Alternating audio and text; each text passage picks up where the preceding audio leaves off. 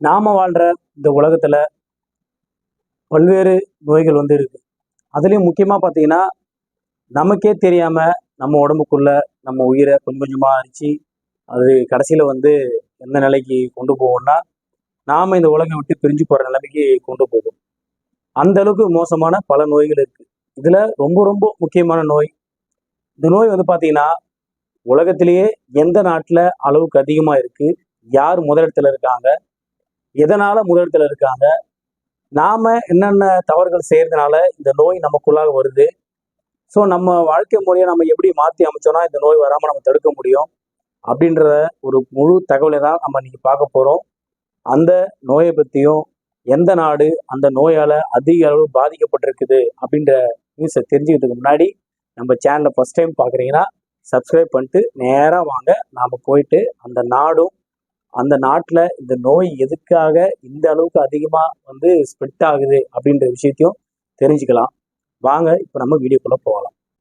உலக நாடுகள்லேயே பார்த்தீங்கன்னா ரொம்ப கொடூரமான நோய், ரொம்ப கஷ்டப்படுத்தக்கூடிய எல்லாரையும் எல்லா சொந்த பந்தம் எல்லா விஷயத்தையும் விட்டுட்டு போகக்கூடிய அளவுக்கு, நம்ம எல்லாம் வருத்தப்படக்கூடிய அளவுக்கு, நம்ம மனசு வேதனைப்படக்கூடிய அளவுக்கு ஒரு நோயின்னு சொன்னீங்கன்னா அது கேன்சர்.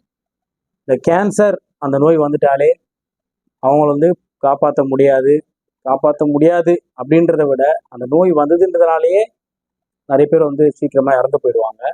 ஏன்னு கேட்டிங்கன்னா அதுக்கு உண்டான கரெக்டான ஒரு 100% கிளியர் பண்ணுற ஒரு மருந்து இன்னும் நம்ம கண்டுபிடிக்கல, உலக அளவில் கண்டுபிடிக்கல. மாற்று மருந்துகள் இருக்குது, ஆனால் பார்த்தீங்கன்னா அது 100% சாட்டிஸ்ஃபைட் ஆகாது, ஸோ ஏற்றுக்காது. ஸோ கொஞ்சம் ஜேர்னியை தள்ளி போடுமே தவிர மற்றபடி நாம் அதுக்கு நம்ம காலி ஆகிடுவோம். அவ்வளோதான், சிம்பிளாக ரொம்ப எளிமையாக சொல்லணும்னா. ஸோ நம்ம ஜோலியை முடிச்சு விட்டுரும்.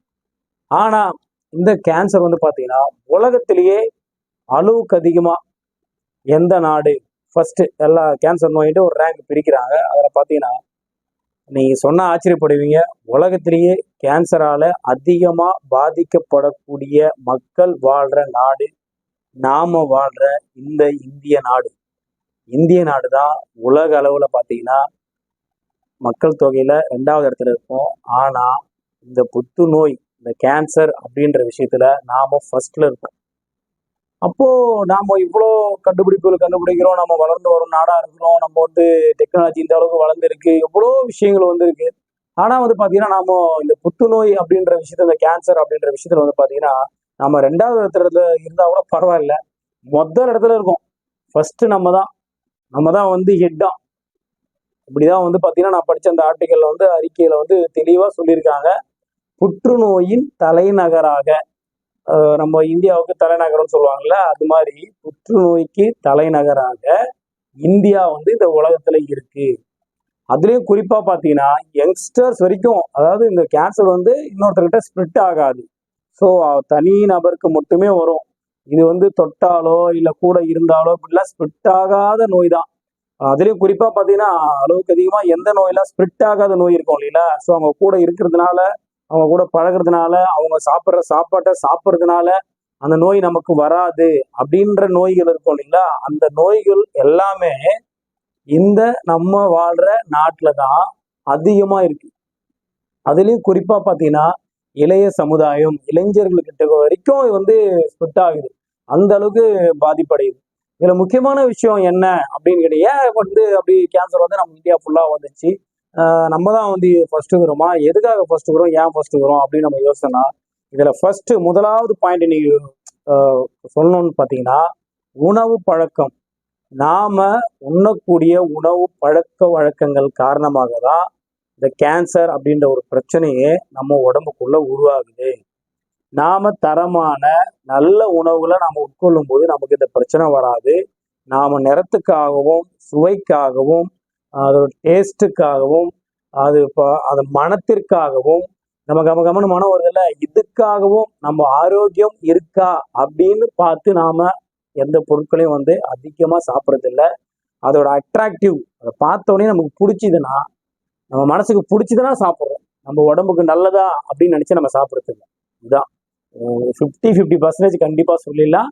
நமக்கு பிடிச்சிருந்தா நம்ம அதை வாங்கி சாப்பிடுவோம், நம்ம உடம்புக்கு நல்லதா அப்படின்னு பார்த்து நம்ம யாருமே பாத்தீங்கன்னா வாங்கி சாப்பிட்றதில்ல, நான் உட்பட. ஓகேங்களா. எனக்கு ஒரு பொருளை பார்த்தாலே பிடிச்சதுன்னா சூப்பராக இதை பார்க்கறதுக்கு வித்தியாசமாக இதை வாங்கி சாப்பிட்டு பார்க்கலாம் அப்படின்னு வாங்கி சாப்பிட்றோம். இது மாதிரி தான் நம்மளுடைய உணவு பழக்கம் அப்படின்னு நான் சொன்னீங்களா, அதுதான் இது உணவு பழக்க முறைகள். அதே மாதிரி பார்த்தீங்கன்னா வெளியில் எங்கன்னா போவோம், ஹோட்டல் எங்கன்னா போவோம், பீச் போவோம், பார்க் போவோம், இந்த விஷயத்துக்குலாம் போவோம். அங்கே வந்து பார்த்தீங்கன்னா நம்ம நாட்டு உணவுகள் இருக்கும், அங்கே வந்து வெளிநாட்டு உணவுல ஏதோ ஒரு பேரை போட்டு வச்சுப்பான்னு வச்சுக்கோங்களேன். அதை பார்த்த உடனே அது என்ன வித்தியாசமா இருக்கு, அதை வாங்கி சாப்பிடலாமா, இதை வாங்கி சாப்பிடலாமான்னு அப்படிதான் நம்ம பார்க்கறத பார்த்து ஆசைப்பட்டு வாங்கி சாப்பிடுமே ஒழிய அதை சாப்பிட்டா நம்ம உடம்புக்கு நல்லதா கெட்டதா அப்படின்ற விஷயத்துக்குள்ள நம்ம வரமாட்டோம். அதுதான் மேட்ரு. ஸோ ஃபர்ஸ்ட் ஒன் பார்த்தீங்கன்னா மெயின் பாயிண்ட் இதுதான், உணவு பழக்கம். நம்ம சரியான உணவு பழக்கத்துல இல்லாததுனால நம்ம சாப்பாட்டு மேல இருக்கிற அந்த இன்ட்ரெஸ்டால நம்ம வந்து எதை பார்த்தாலும் ஆசைப்படுவோம், சாப்பிடணும்னு நினைப்போம். அப்படின்ற விஷயத்தாலேயே நமக்கு இந்த பிரச்சனை வருது. நம்ம கூட நிறைய பதிவு போட்டிருக்கோம், நிறம் கலரே வந்து கேன்சரை உருவாக்குன்னு சொல்றாங்க. ஏன்னா கலர்ஸ் தயாரிப்பு மூலியமா வந்து நிறைய உணவுகள் வருது. ஸோ அது மாதிரி தான் பார்த்தீங்கன்னா பக்கத்தில் இருக்கிற கர்நாடகாவோட பார்த்தீங்கன்னா சிக்கன் மஞ்சூரியன் அது மாதிரி ஒரு விஷயத்தையே தடை பண்ணியிருக்காங்க.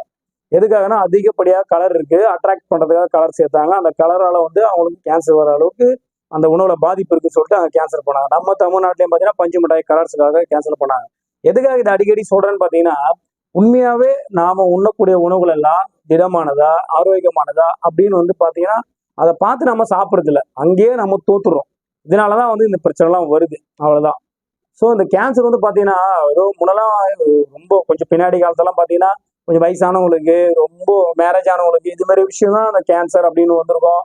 அந்த பாட்டிக்கு கேன்சரா தாத்தாக்கு கேன்சரா அப்படின்ற மாதிரி இருக்கும். ஆனால் இப்போ அப்படியே குறைஞ்சிச்சு, குறைஞ்சு 50லேருந்து 40க்கு வந்து 40லேருந்து 30க்கு வந்து 30லேருந்து 20 வரைக்கும் வந்துச்சு, 20க்கு கீழே போயிடுச்சு. குழந்தைக்கு பிறக்கிற குழந்தைக்கே கேன்சர் இருக்கு அப்படின்ற நிலைமைக்கு வந்து இப்போ நம்ம ஆளாயிட்டோம். ஸோ நல்லா சிந்திச்சு பார்க்கணும் மக்களே. நீங்க இப்போதான் நம்ம நாடு தான் வந்து பார்த்தீங்கன்னா நம்ம நாடு இந்தியா, தமிழ்நாடு கேரளா ஆந்திரா அப்படிலாம் வேணாம், இந்தியா தான் புற்றுநோயின் தலைநகர். உலகத்திலேயே அதிகமா பாதிக்கப்படக்கூடிய மக்கள் இங்கதான் இருக்காங்க. ஸோ நம்ம அந்நிய நாட்டு உணவு அந்த அதான் சொல்றோமே, நம்ம இருக்கிறத விட்டு பறக்கிறதுக்கு ஆசைப்படுவோம் வைங்களா, அதே தான். நம்ம இருக்கிறத விட்டுட்டு நம்ம பறக்கிறதுக்கு ஆசைப்படுறதாலதான் நமக்கு இது மாதிரி பிரச்சனைலாம் வருது. ஸோ நல்ல உணவுகளை நீங்க உட்கொண்டாலே இந்த பிரச்சனை வந்து தப்பிக்க முடியும் அப்படிதான் வந்து பாத்தீங்கன்னா இந்த அறிக்கையில சொல்லியிருக்காங்க. அதுலயும் முக்கியமா பாத்தீங்கன்னா பெரிய பெரிய மருத்துவமனை அவங்க தான் வந்து அறிக்கையை வெளியிட்டு இருக்காங்க, தெளிவா சொல்லிட்டாங்க. நம்ம நாடு வந்து புத்துநோயால அளவுக்கு அதிகமா பாதிக்கப்பட்டு இருக்கு. ஸோ அடுத்த தலைமுறை அடுத்த ஜென்ரேஷன் வந்து அதிக அளவுல புத்துநோயில பாதிக்கப்படுவாங்க, ரொம்ப சீக்கிரமாவே வந்து அவங்களோட லைஃப் ஜேர்னி வந்து முடிஞ்சிடும் அப்படின்னு சொல்லியிருக்காங்க.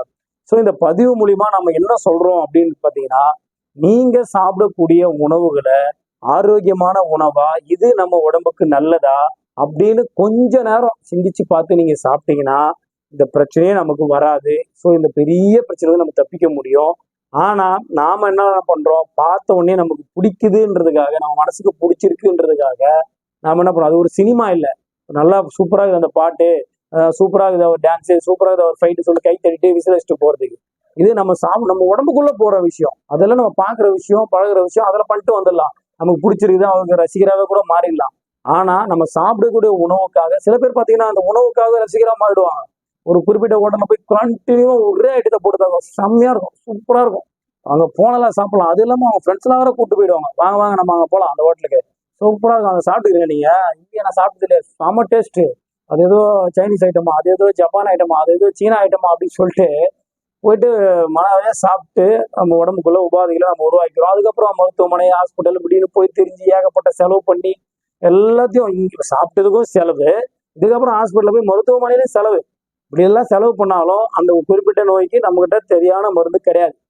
ஆனா ஒரே ஒரு குட் நியூஸ் கடைசியா சொல்லிக்க விரும்புறேன். என்னன்னு கேட்டீங்கன்னா, நாம கூட பாபா அவங்க வீடியோ போட்டிருப்போம், நீங்க டிஸ்கிரிப்ஷன்ல போய் பார்க்கலாம். அவர் சொன்ன மாதிரியே பாத்தீங்கன்னா கேன்சருக்கு உண்டான ஒரு மருந்து வந்து இந்தியா வந்து ரொம்ப விரைவில் வந்து அறிமுகப்படுத்த போறாங்க அப்படின்ற ஒரு தகவல் இருக்கு. அதுலயும் குறிப்பா பாத்தீங்கன்னா நம்ம ரஷ்யால கூட பாத்தீங்கன்னா கேன்சருக்கான ஒரு மருந்தை வந்து ரெடி பண்ணிட்டு இருக்காங்க. ஸோ அதுவும் வந்து பாத்தீங்கன்னா விரைவில் வந்துடும். ஸோ கேன்சருக்கான மருந்து தான் வரப்போதே, அதனால நம்ம என்ன சாப்பிடலாம் அப்படின்னு நினைக்காதீங்க. தயவு செஞ்சு நான் சொல்றது கேளுங்க. கண்டிப்பா ஒரு நல்ல உணவை நீங்களும் சரி, உங்க ஃபேமிலியும் சரி, உங்க குடும்பத்தில் இருக்கிற சின்ன சின்ன குழந்தைகளும் சரி, ஒரு நல்ல தரமான உணவை நீங்க எந்த உணவா சாப்பிடுங்க, அது நல்ல உணவா அப்படின்னு ஒரு செகண்ட் நீங்க உங்க மனசாட்சி தொட்டு கேட்டு பார்த்தீங்கன்னாலே உங்களுக்கு தெரிஞ்சிடும் அந்த உணவு நல்ல உணவா இல்லையான்னு சொல்லிட்டு. அவ்வளவுதான் மேட்ரு. ஸோ இதை சாப்பிட்டா நம்ம உடம்புக்கு நல்லதா அப்படின்னு நல்லது அப்படின்னு உங்கள் மனசு சொல்லிச்சுன்னா அந்த உணவை சாப்பிடுங்க. பார்க்கும்போதே வேணாம், இது சரிப்படல, இதில் ஏதோ ஃபால்ட் இருக்குது அப்படின்னு நினச்சிங்கன்னா கண்டிப்பாக எடுத்துக்காதீங்க. ஏன்னா இது மாதிரியான ஒரு பெரிய ஆபத்துக்கு நீங்கள் தப்பிக்க முடியும். அப்போலோ மருத்துவமனையின் ஹெல்த் ஆஃப் நேஷன் அப்படின்ற அந்த அறிக்கையில் தான் வந்து பார்த்தீங்கன்னா உலகத்திலேயே அதிக அளவில் புற்றுநோய் பாதிப்பு இந்தியாவில் பெருகிட்டு இருக்கு அப்படின்னு வந்து சொல்லியிருக்காங்க. இதுக்கப்புறம் இது மட்டும் இல்லை, வேற நிறைய பிரச்சனை சொல்லியிருக்காங்க. அதில் முக்கியமான பிரச்சனை மட்டும் நம்ம பார்த்துருவோம். இந்த தகவல் வந்து பார்த்தீங்கன்னா இந்தியா முழுவதும் தொற்றாத நோய்கள், அதாவது பார்த்தீங்கன்னா NCDS அப்படின்னு சொல்லுவாங்க. ஸோ தொற்றாத நோய்னா ஒருத்தரை தொடர்றதால இந்த நோய் வந்து நமக்கு ஸ்ப்ரெட் ஆகாது. ஸோ அது மாதிரி நோய்களோட தாக்கம் வந்து இந்தியாவில் அளவுக்கு அதிகமாகிட்டு இருக்கு. ஸோ உணவு பழக்கங்களால தான் அது மோஸ்ட்லி வந்து டெவலப் ஆகுது. யார் தொட்டதுனாலும் வரல, ஒருத்தவங்களுக்கு நம்ம வீட்டில் ஒருத்தவங்களுக்கு தான் நம்ம எல்லாருக்கும் வந்துடாது. ஆனால் எதனால் வந்து அதிகமாகிட்டே இருக்கு அப்படின்னு பார்க்கும்போது ரீசன் வந்து ஃபர்ஸ்ட் உணவு பழக்க வழக்கம் தான். அந்த உணவு பழக்க வழக்கங்களை நம்ம சரி பண்ணிட்டாலே கண்டிப்பாக இதுலேருந்து மீண்டு வர முடியும். இந்த அறிக்கையை வந்து உலக சுகாதார தினம் அப்படின்னு சொல்லிட்டு கொண்டாடுவோம் இல்லைங்களா, 2024 வந்து பார்த்தீங்கன்னா அந்த தினத்தன்று தான் வந்து இந்த அப்போலோ ஹெல்த் ஆஃப் நேஷன் அப்படின்னு சொல்கிற அந்த அறிக்கையில் வந்து பார்த்தீங்கன்னா இந்த விளக்கத்தை சொல்லியிருக்காங்க. ஸோ நம்ம இந்த உலகத்திலேயே நம்ம நாடு தான் வந்து மக்கள் தொகையில் முதலாவது, ரெண்டாவதுலேருந்து முதலாவது இடத்துக்கு போயிட்டோம். ஸோ அந்த முதலாவது இடத்துல இருக்கிற நாம இந்த கேன்சர்லேயே வந்து முதலாவது இடத்துல இருக்கிறோம். ஸோ இது மாதிரி ஆகக்கூடாது, மறுபடியும் நம்ம வந்து பின்தங்கணும், அதுலேருந்து பின்னாடி போனோம்னு சொன்னால் கண்டிப்பாக வந்து நம்மளுடைய வாழ்க்கை முறையை நாம் கரெக்டாக வாழ்க்கையை அமைச்சிக்கிட்டோமா இந்த பிரச்சனை வராது. அதில் ஃபர்ஸ்ட் ஒன் பார்த்தீங்கன்னா முதலாவது இடத்துல இருக்கிறது நம்மளுடைய உணவு பழக்க வழக்கம் தான். ஸோ நம்ம சாப்பிட்ற உணவால் தான் நமக்கு அந்த நோய் வருது, அந்த நோய் நமக்குள்ளே உருவாகுது, நம்முடைய அடுத்த தலைமுறையை அழிக்குதுன்னும் போது நாம் கரெக்டான தரமான உணவுகளை வாங்கி சாப்பிடணுன்றது தான் இந்த பதிவு மூலமா நான் உங்களுக்கு சொல்ல விரும்புகிற கருத்து. முக்கியமான விஷயம், நம்மளுடைய வீட்டில் இருக்கிற சின்ன சின்ன குழந்தைங்கலாம் கூட நீங்கள் உங்களுக்கு பிடிச்சிருக்குன்னு சொல்லிட்டு நம்ம குழந்தைங்க வாங்கி கொடுக்கலாம். அவங்க அதை பார்த்து ஜாலியாக அட்ராக்ட் பண்ணுவாங்க, சந்தோஷப்படுவாங்கல்ல. அந்த சந்தோஷத்தை கொடுக்கலாம்னு நினச்சி நம்ம விஷத்தை கொடுக்கக்கூடாது. அதுக்காக தான் சொல்கிறோம். எவ்வளோ விஷயம் இருக்குது, நல்ல விஷயங்கள் இருக்குது, அதை வாங்கி கொடுத்து கண்டிப்பாக சந்தோஷப்படுவாங்க குழந்தைங்க. நீங்கள் இதை கொடுத்தா தான் சந்தோஷப்படுவாங்கன்னு இல்லை, நீங்கள் நல்ல பொருள் வாங்கி கொடுக்கலாம், அப்போ குழந்தை சந்தோஷப்படுவாங்க. அவங்களுக்கு எதுவுமே தெரியாது, அவங்க எல்லாம் வீட்டில் இருக்காங்க, அவங்க வெளியில் போய் எதையும் பார்க்க போகிறதில்ல, எதுவும் கேட்க போகிறதில்ல. நாம ஒரு டைம் வாங்கி கொடுத்தாதான் மறுமுறை அவங்க கேட்பாங்க எந்த பொருளாக இருந்தாலும்.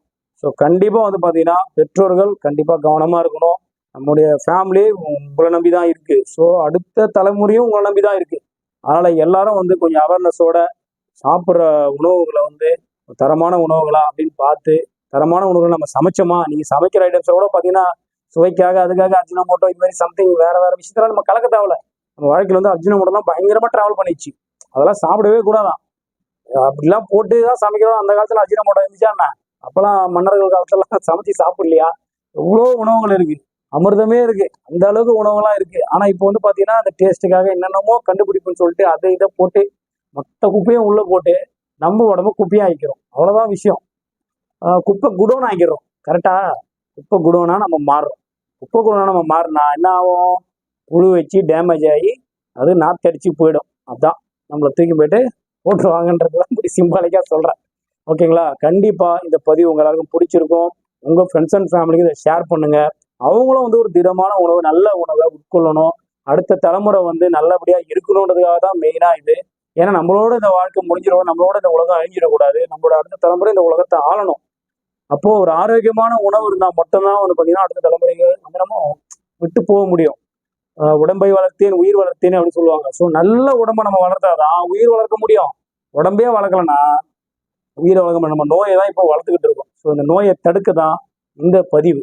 ஸோ கண்டிப்பாக உங்கள் ஃப்ரெண்ட்ஸ் அண்ட் ஃபேமிலிக்கு ஷேர் பண்ணுங்கள், அவங்களும் பயன்பெறுவாங்க. அப்படியே ஃபர்ஸ்ட் டைம் தான் நம்ம சேனலை பார்க்குறீங்கன்னு சொன்னால் ஒரு சப்ஸ்கிரைப் பட்டனை தட்டி விட்டுருங்க, அப்படியே அந்த பெல் பட்டனையும் அமுக்கி விட்டுருங்க. அப்போ தான் நம்ம போடுற பதிவு உங்களுக்கு டக்கு டக்குன்னு வந்துகிட்டு இருக்கோம். நாளைக்கும் 6 to 7 கண்டிப்பாக உங்களை ஒரு நல்ல பதிவோட உங்களை சந்திக்கிறேன். நன்றி, வணக்கம்.